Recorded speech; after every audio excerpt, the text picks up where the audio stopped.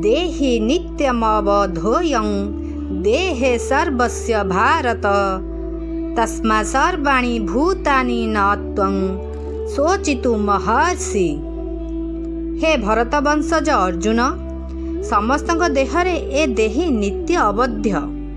तेणु समस्त प्राणी अर्थात कौनसी प्राणी तुम्हें शोक करवा उचित नुहे। देहि नित्य वैधये देहे सर्वस्य भारत।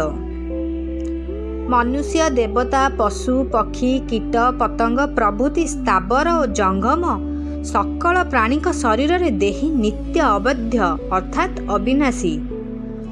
अवध्य शब्दर दुईटी अर्थ अछि। बध करवा उचित नुहे, बध होई पारिबो नाही।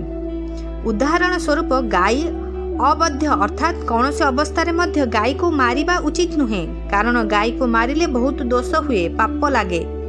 किंतु देही विषय रे देही को बद्ध करवा उचित नुहे, ए अर्थ ठीक नुहे। बरं एहार अर्थ है देहीर बध विनाश कदापि कौनसी प्रकार होई पारिबो नाही ओ केही हेले करि पारिबे नाही। विनाशमय व्ययसास्य न कश्चित् कर्तुमर्हसि तस्मात् सर्वाणि भूतानि न त्वं शोचितुमर्हसि। तेणु कौनसी प्राणी निमंते तुम्हें शोक करवा उचित नुहे, काहींकि ना एही देहीर विनाश केबे होई पारिबो नाही एवं विनाशी देह क्षण मात्रे स्थिर रही पारिबो नाही।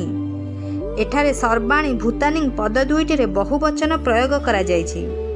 समस्त प्राणी को अंतर्भुक्त करवा एपरि प्रयोगर उद्देश्य, अर्थात कौनसी प्राणी पाई शोक करवा उचित नुहे। शरीर विनाशी, तार स्वभाव नाशवान, ताहा प्रतिक्षण नष्ट हेउछि, किंतु निज नित्य स्वरूप केवे विनाश हुए नहीं। जदि एही वास्तविकता को जानी निया जाए तेबे शोक हेबा संभव नुहे।